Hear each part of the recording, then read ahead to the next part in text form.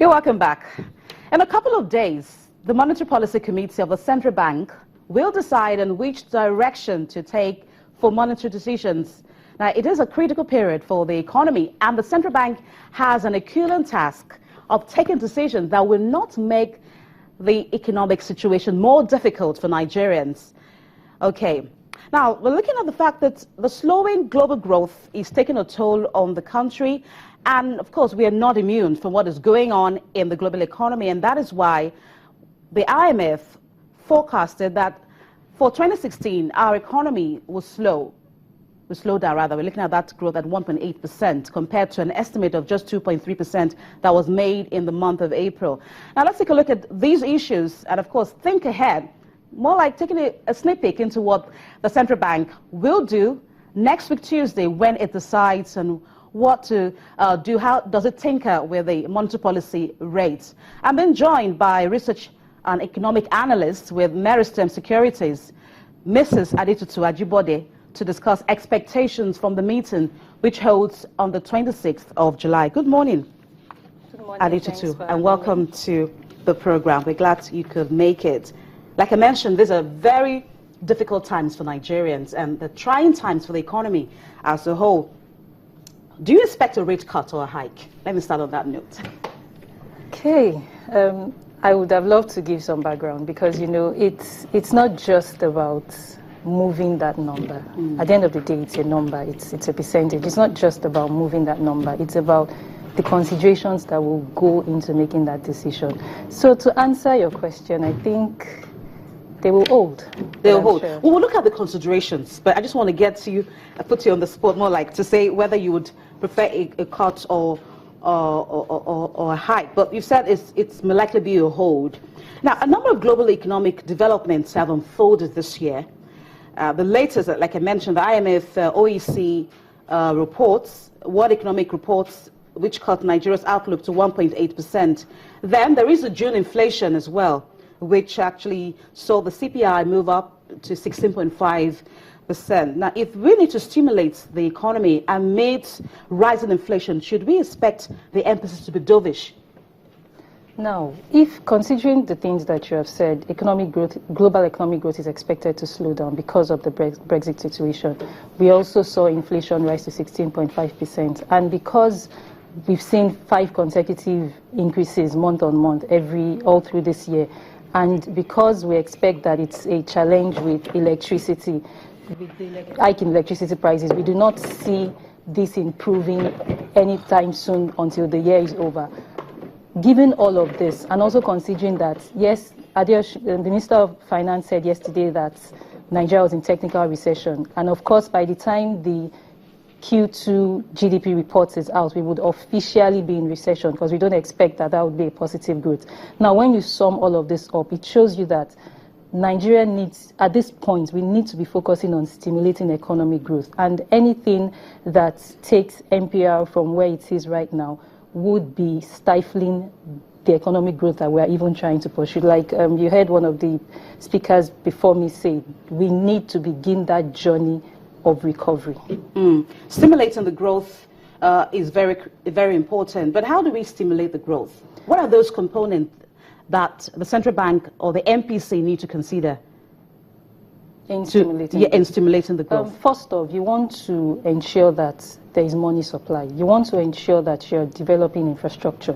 Now, in doing this, what we've seen in the past in Nigeria is that we've depended so much on foreign portfolio investments. Now, the challenge with foreign portfolio investments is that they do not really provide inclusive growth. When foreign portfolio investments come into the country, they are focused on maybe the fixed income market, maybe once in a while the equities market, but a lot of that is really chasing interest rate. But when you have foreign direct investments, now you are able to, you see foreign investors coming in and they're bringing up structures, malls, you know, they're creating jobs, and that is what we really need. We need policies that will help to engender growth in Nigeria. And the interest rate is one thing that could be pointer to whether we're going to attract foreign investors or portfolio investors. Yes, the thing with the interest rates is that if foreign investors, regardless of whether you're foreign portfolio investors now, regardless of the state of your economy, if you are able to give them good yields, they would come in. But for how long will they stay? Because we all know that they just look for a safe haven, look for where to put their money, where they'll get the best returns, yes, and pull out. So how do we hedge against such? What we really want to focus on is foreign direct investments. Now, the only way to get foreign direct investments is when these foreigners, they see your economy and they see that there is a growth trend and they want to tap into it. And of course, the government has to take the lead in such investments. We have to see more capital expenditure funds.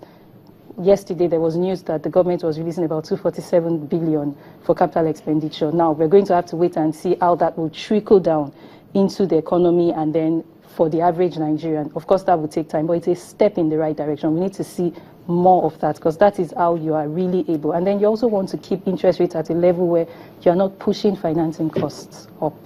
And that is a challenge we're going to have if there is any hike. Talking about lending rates, how much, at what rates the banks will want to give the moment, to the real sector. Yeah, the moment you take, even if it is just by 50 basis points, if you go as high as 1%, you are going to see that effect double as you go along.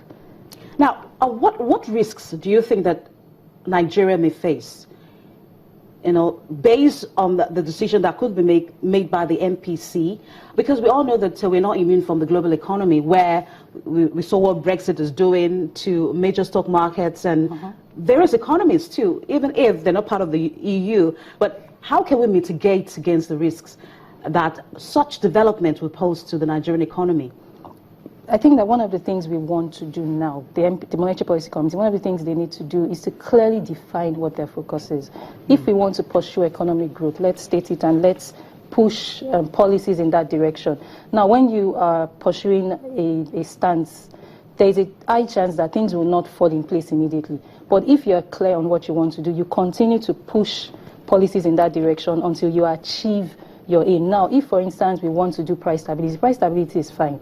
But when you take positions like that in a contracting economy, it's like you're shooting yourself in the foot. So I think the best way to mitigate against external challenges is to be able to have a policy direction, and then you are pushing you're putting your fiscal policies, your monetary policies, everything is focused on achieving that stance. We all know that we have enough policies, and I'm sure the central bank has been tinkling with a number of policies. One is the FX market. We saw what happened and how that impacted on the value of the Naira. The policies are there, but I think the issue has to do with how the outcome of these policies. How is it taking a toll on Nigerians?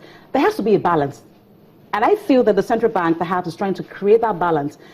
If it has to address only price stability, it has to also consider the fiscal part of it. How do you think that balance can be achieved? Yes, in the pursuit of balance at times, we tend to have policy somersaults, in the sense that if, for instance, we had a situation in Nigeria when the MPC actually brought down interest rates to about 11%, and it was clear to everybody that, okay, they're pursuing an economic growth stimulation process, and they wanted to keep finance costs as low as possible and then help to drive money supply.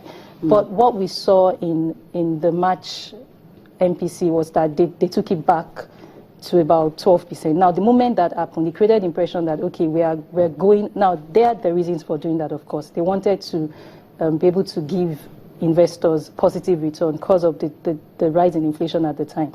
But the challenge with decisions like that at times is that it creates the impression that you've changed your policy stance. And the moment you do that, it makes, and now this is them trying to find a balance, but even in the process of trying to find a balance, you want to ensure that you keep your eyes on the big picture. Now, for the average Nigerian, if you tell me, for instance, that I'm going to have a period of, in quotes, suffering, and it's going to be for a while, and then things are going to get better, I think the average person can relate with that. But if we keep dilly-dallying and changing policies, chances are we would not even begin that recovery process at any point. I'm sure that the banks will be the first set of people, if I may call it that, people that will actually feel the impact of the decision of the Monetary Policy Committee. What considerations do you think that the committee should give to the banks? Because we all know that the challenge of illiquidity is still there. the lending rate is still on the high side. So what kind of considerations, the CRR, what level should it be, and what do you think the central bank should do, or the MPC should do in that respect? We think that right now the Monetary Policy Committee would seriously consider the challenges we've been having in the banking sector. There's a lot of worries about asset quality, rising non-performing loans and all that. So we feel that that would be a major consideration. Now, we cannot afford to just focus on one sector of the economy. Yes, a rise in interest rates would benefit the banks because they're going to get better interest incomes and all that. But we cannot afford to focus on that. You want to be able to take a holistic view of the Nigerian economy and look at what do we need to do to ensure that everybody is benefiting. Now, the beauty of it is if the economy begins to grow, banks are going to also benefit. They're going to be one of the first people to benefit because people are going to have more money, they can save more, they can invest more, and it's win-win for all at the end of the day. Talking about money supply, that has been dropping. Credit to the private sector is low. Consumer spending is also low. How can this be addressed? Because we all know that we need to spend to grow, to stimulate growth, and of course to increase the growth level of the economy. How can all of this be stimulated? Talking about stimulating the economy again, through the instrumentality of the MPR. What we've seen across Nigeria in a lot of states is that salaries are not being paid, and this is one of the things that go into consumer spending.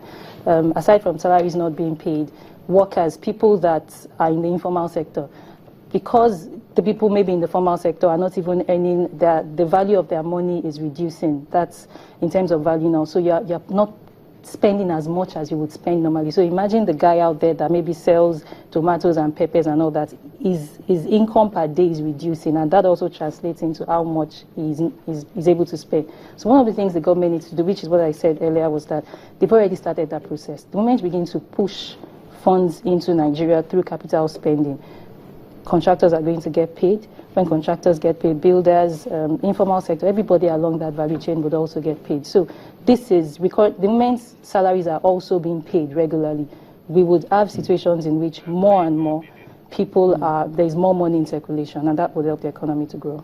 We all know that the equities markets would also feel the impacts of this decision, because we're all trying to see how the MPC would move in terms of MPR decision.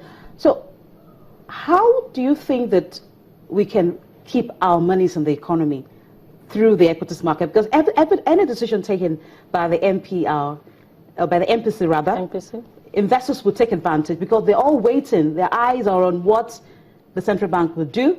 Yes. And for those who have put their monies in the equities market, that would kind of, tell them whether I should remain or I should take my money out. Certainly. If, for instance, we have a situation in which the MPC decides to raise the policy rate even by 1%, we're going to have a situation where companies are going to have, financing costs will be higher for companies, and that would also impact on their bottom line. So people who have investments in equities, they're going to be weary of the performance of these companies. So they are more likely going to want to take their monies into the fixed income market where yields will be higher.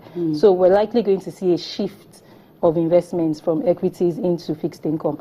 But I feel that, like we already said, it's important at this point to focus on growth stimulation, and one of the ways of doing that, it's a certain part if we keep interest rates at this point. Yes, it would be a longer route to achieving economic growth, but it's still a certain and more efficient path right now. Okay, so we should expect more involvement of the central bank in the forex market when it announces that MPR, based on the considerations that it would also put on the table. Should we expect it to continue to be very active in the forex market? As long as we don't have enough foreign investors, enough foreign dollar funds flows, we have all proceeds going down. As long as we don't have increase in dollar flows, we're going to have a situation whereby the CBN will have to continue to service that to defend the Naira. Thank you so much, Adetutu Ajibode, economic analyst with Meristem Securities. We go on a break, and when we'll come back, we will continue on the program, and this time we'll shift our focus to the equities market. Stay with us.